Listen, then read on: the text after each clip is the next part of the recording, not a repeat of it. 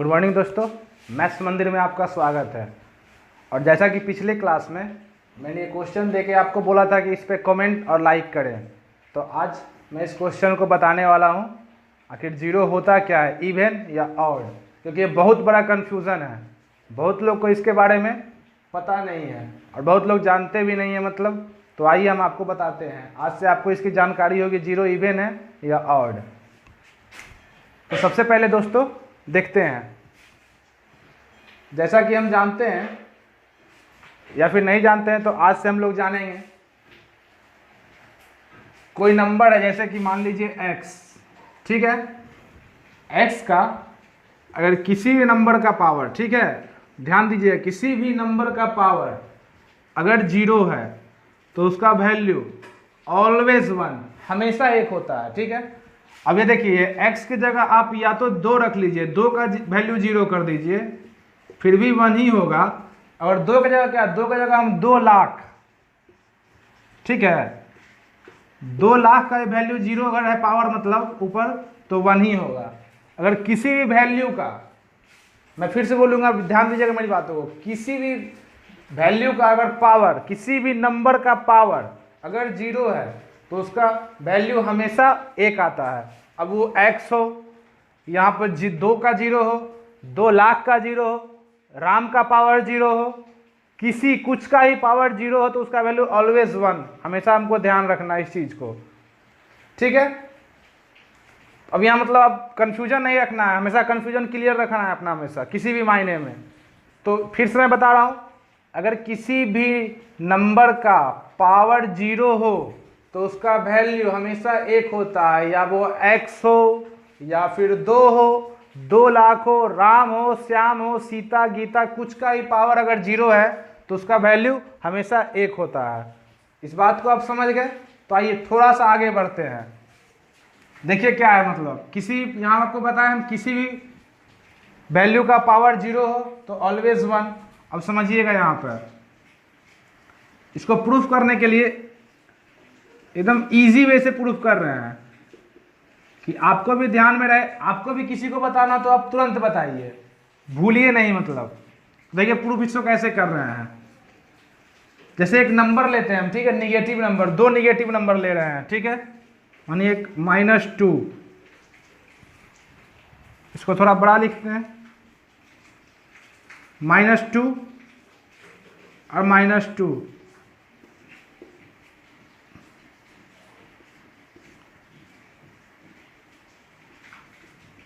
देखिए दोस्तों, यहाँ पर तीनों नंबर क्या है, सेम है। तो इसका देखिए, इसका पावर हम 0 लेते हैं, ठीक है, इसका पावर 1 लेते हैं, इसका पावर 2 लेते हैं। आज तक तो इतना तो इजीली आप लोग जानते ही हैं, 2 से जो भी नंबर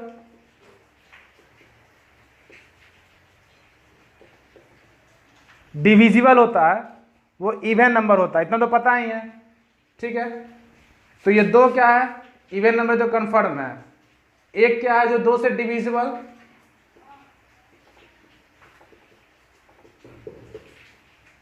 नहीं होगा, वो क्या होता है, 2 से डिविजिबल जो नहीं होता है वो ऑड नंबर। अब आइए यहाँ पे, तो ये 2 का पावर 0 ही, मैं बताया था कुछ देर पहले ही कि अगर पावर 0 हो, कुछ भी वैल्यू हो, मतलब उसका पावर 0 हो तो उसका वैल्यू ऑलवेज 1। तो इसका वैल्यू यहाँ पे देखिए क्या है, -2 का पावर 0, तो इसका वैल्यू क्या होगा, हमेशा 1। देखिए यहाँ पे इसका वैल्यू क्या हो गया, 1। अब यहाँ पर देखिए -2 का पावर 1 है, ठीक है, और -2, एक चीज और जान लीजिए आप लोग, माइनस इंटू माइनस कोई नंबर दिया हो मतलब, ठीक है, तो इसका वैल्यू जो आएगा always positive. Minus into plus क्या होता है, निगेटिव। उसी तरह प्लस इंटू प्लस क्या होगा, पॉजिटिव, ठीक है।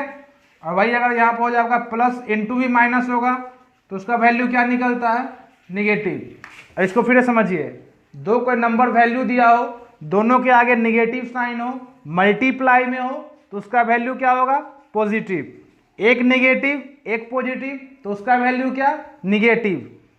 एक दोनों पॉजिटिव हो तो फिर क्या होगा, दोनों का मल्टीप्लाई पॉजिटिव। एक पॉजिटिव एक निगेटिव फिर भी निगेटिव। देखिए कितना इजीली है, ध्यान में रखना। जब निगेटिव पॉजिटिव दोनों अलग अलग हो, दोनों अलग अलग हो तो उसका वैल्यू निगेटिव, और दोनों जब सेम हो, या तो दोनों प्लस हो या दोनों माइनस हो, तो उसका वैल्यू क्या, पॉजिटिव। इसको याद रखना, एकदम ईजी है मतलब।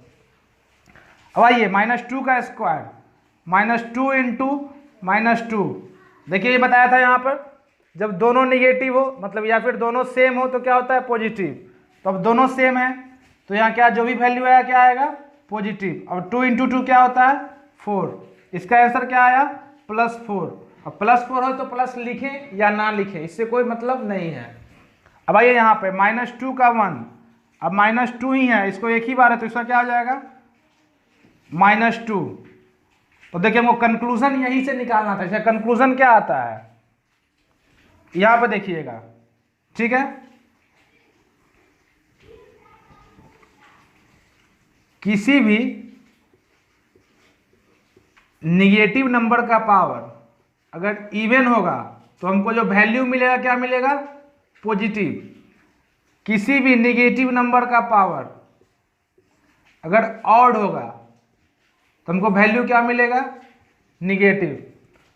1 क्या है, ऑड, ठीक है। तो इसका वैल्यू क्या मिला हम लोग को, निगेटिव। 1 जब ऑड था तो इसका वैल्यू हम लोग को निगेटिव मिला। 2 क्या था, इवन। इवन था तो हमको वैल्यू क्या मिला, कुछ नहीं है तो यहाँ +4 है, क्या मिला, पॉजिटिव। यहाँ पर ध्यान दीजिए, निगेटिव नंबर का अगर इवन हो पावर तो क्या मिलेगा, पॉजिटिव। निगेटिव नंबर का पावर ऑड हो तो क्या मिलेगा, निगेटिव। अब ये ऑड था तो निगेटिव मिला, इवन था तो पॉजिटिव मिला, यहाँ क्या मिल रहा है, पॉजिटिव। क्या जानते हैं, निगेटिव नंबर का पावर इवन हो तो वैल्यू पॉजिटिव मिलता है। तो यहाँ मुझे क्या मिला, पॉजिटिव। इससे क्या पता चला, ये 0 भी जो है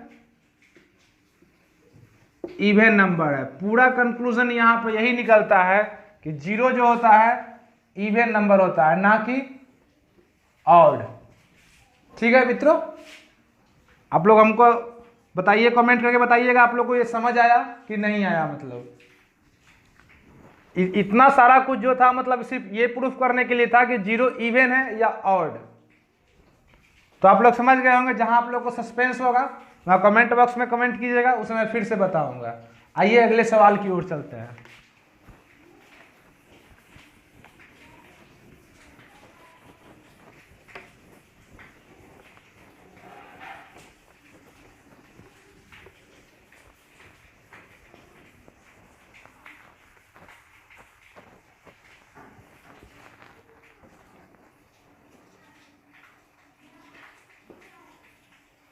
सीजीएल में एक पूछा हुआ क्वेश्चन है, इसमें दिया हुआ था, गिवन था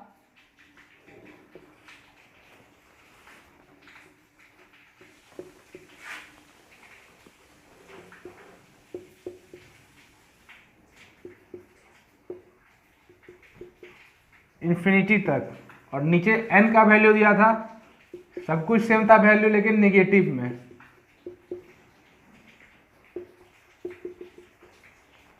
और देखिए जब एग्जाम इस क्वेश्चन में क्या थे, हमको 4 ऑप्शन प्रोवाइड किया था। आइए वो ऑप्शन को देखते हैं क्या क्या था।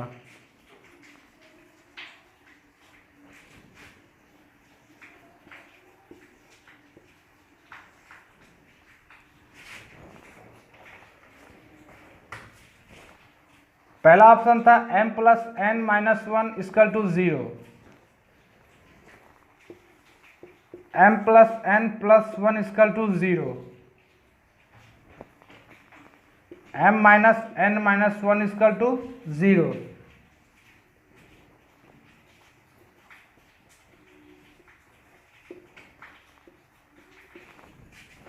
आइए दोस्तों अब देखते हैं इसमें।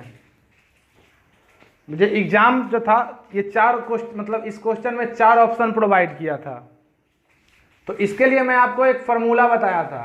उम्मीद है कि आप लोग को याद होगा, और नहीं याद है तो प्लीज़ याद कर लीजिए, एग्जाम में बहुत काम आने वाली है फॉर्मूला। इसलिए आपको बताया था क्या, 4a + 1 + 1/2। पॉजिटिव वाले के लिए ये बताया था, और निगेटिव वाले के लिए बस यहाँ पे क्या होता, निगेटिव हो जाता। तो आइए इसमें वैल्यू इसका डालते हैं। तो इसका वैल्यू क्या हो जाएगा, 4 इंटू ए की जगह 5 है, 5 पुट करेंगे, 5 into 4 20 plus 1 root under 21 plus minus 1 upon 2। अब देखिए यहाँ पर समझिए, रूट 21 के पास का परफेक्ट स्क्वायर क्या है 16, जिसका वैल्यू क्या होता है 4। तो हम रूट 21 को अप्रोक्सीमेट 4 मान के चलते हैं, ठीक है। अब मानिए इसको हम 4 माने और उसमें 1 प्लस हो रहा है, तो क्या हो गया 5 में 2 से डिवीजन हुआ, ठीक है, तो क्या हो गया 2.5। तो अप्रोक्सीमेट मानिए इसको लिखते हैं 2 पॉइंट से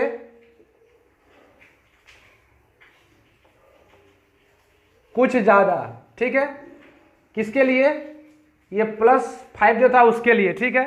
और जब वहीं पे जब यहाँ पर निगेटिव भी है, ठीक है, देखिए नेगेटिव वाले के लिए यहाँ पर निगेटिव लेंगे और पॉजिटिव वाले के लिए पॉजिटिव। जब जिस कंडीशन में हम निगेटिव वाले के लिए निगेटिव ले रहे हैं तो वहाँ पे क्या करेंगे, इसका वैल्यू जब करेंगे तो यहाँ देखिए फिर इसको यहाँ पे इसमें -1 तो लगभग 1.5, 3 आ रहा है तो 3 में 2 से भाग देंगे 1.5, तो परफेक्ट तो पता है नहीं। तो इसको क्या करते हैं, इसको मान लेते हैं 2 पॉइंट से कुछ कम, ठीक है।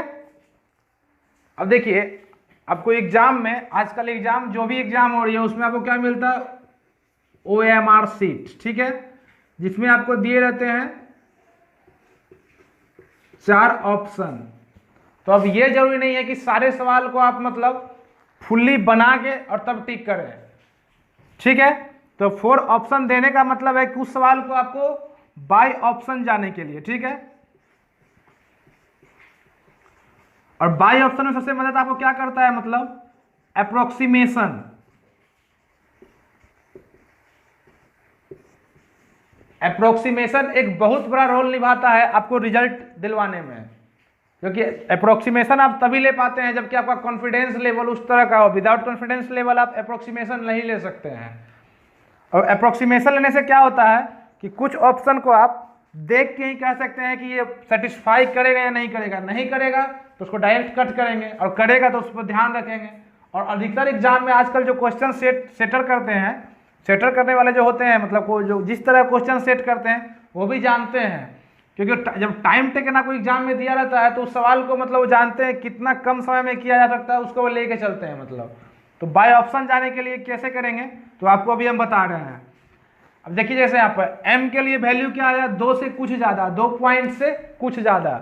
वहीं पर n के लिए क्या आया, 2 पॉइंट से कुछ कम।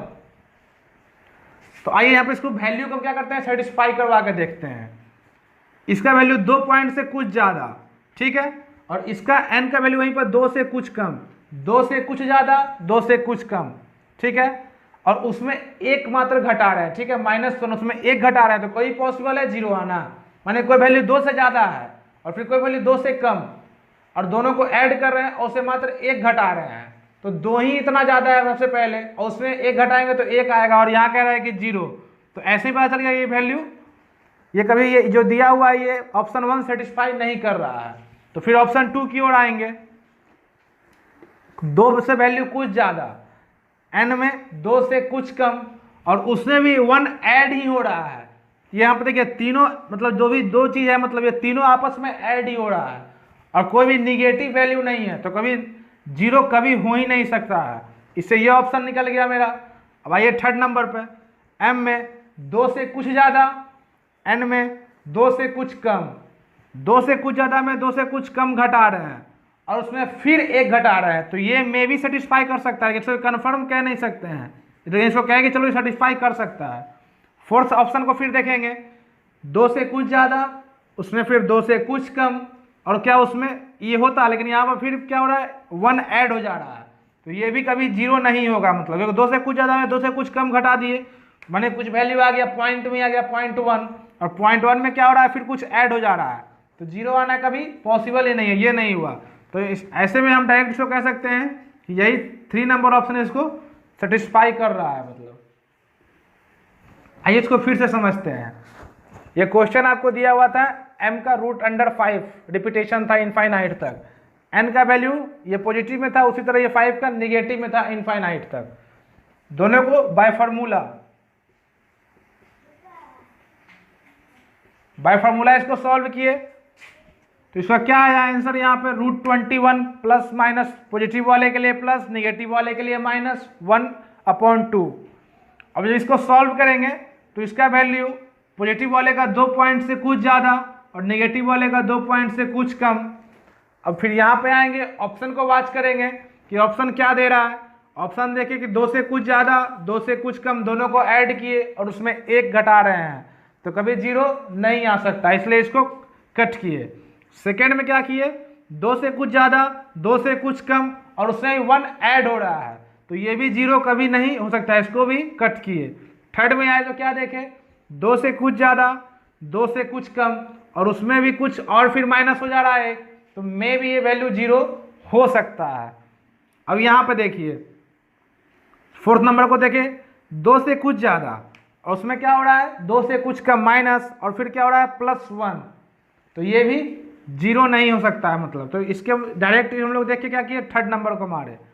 और ये बहुत रिजल्ट लेने में देखिए ऑप्शन से जाना रिजल्ट बनाने के लिए बहुत मायने रखता है, तो इस चीज़ को तो हम लोग को कम से कम लेके चलना ही होगा मतलब, जो क्योंकि एग्जाम में कोई सवाल को छोड़ना नहीं है। तो जिस सवाल का आप फार्मूला भूल जाते हैं एग्जाम टाइम में, तो उसको ध्यान रखिए कि मतलब कम से कम बाय ऑप्शन एक बार चेक कर ही लें, ऐसे डायरेक्ट किसी क्वेश्चन को स्किप करके नहीं निकले। तो इस चीज़ को ध्यान में रखना है दोस्तों। जब मुझे मेरे ध्यान से, अगर आपको एट एग्जाम टाइम अगर आपके ध्यान से फार्मूला नहीं आपको याद आ रहा है, तो उस क्वेश्चन को आप समय मिलने पर बाय ऑप्शन तो कम से कम जरूर जाएं, ऐसे स्किप नहीं करेगा। टाइम मिलता है आपको एग्जाम के लास्ट में सारे क्वेश्चन सॉल्व करने के बाद, आपको जो भी टाइम मिलता है तो मैथ वाले सवाल को आप बाय ऑप्शन जरूर जाएं, मेरा यही सजेशन है आपको, क्योंकि सवाल कुछ इस तरह का दिया रहता है कि उसको आप बाय ऑप्शन जाइए तो आप सॉल्व कर सकते हैं। इसलिए ऐसे नहीं छोड़ना है, अगर समय मिले तो उसको बनाना है सवाल को, ऐसे छोड़ के स्किप नहीं करना है। तो ठीक है दोस्तों, आज के क्लास के लिए इतना ही। नेक्स्ट क्लास में हम लोग देखिए कि आपको बता दे रहा हूँ आज ही नेक्स्ट क्लास में हम लोग क्या क्या पढ़ने वाले हैं।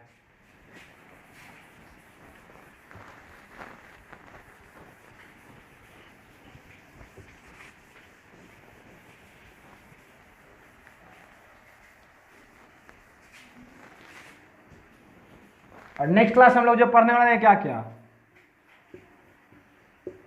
स्क्वायर, ठीक है, एंड इट्स रूट। हम लोग सीखेंगे क्या क्या, स्क्वायर निकालना और उसका फिर रूट निकालना। और देखिए क्या,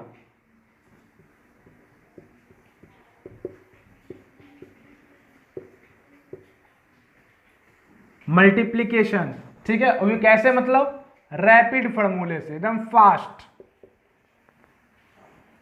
देखिए थर्ड वन फिर हम लोग क्या पढ़ने वाले हैं, जब square and square its complete होगा, मल्टीप्लीकेशन रैपिड। और उसके बाद हम लोग जो पढ़ने वाले हैं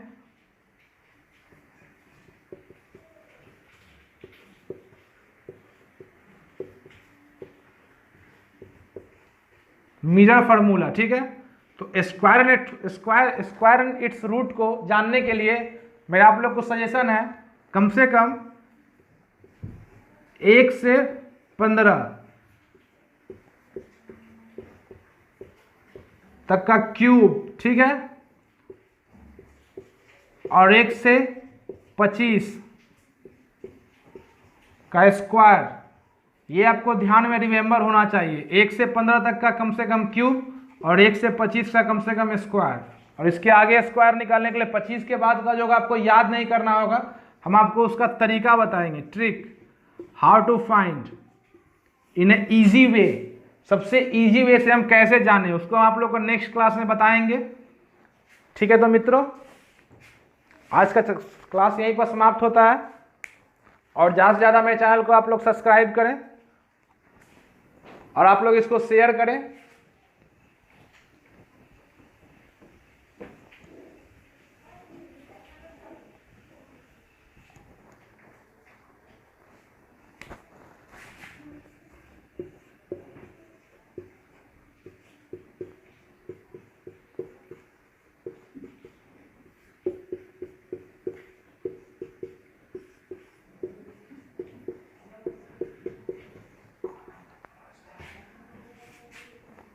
देखिए मित्रों, आप लोग मेरे चैनल को ज़्यादा सब्सक्राइब करें, लाइक करें और कमेंट तो ज़रूर करें, क्योंकि कमेंट से पता चलेगा क्या सही है और क्या गलत, उसको हम सुधारने की कोशिश करेंगे। ठीक है, तो मित्रों धन्यवाद।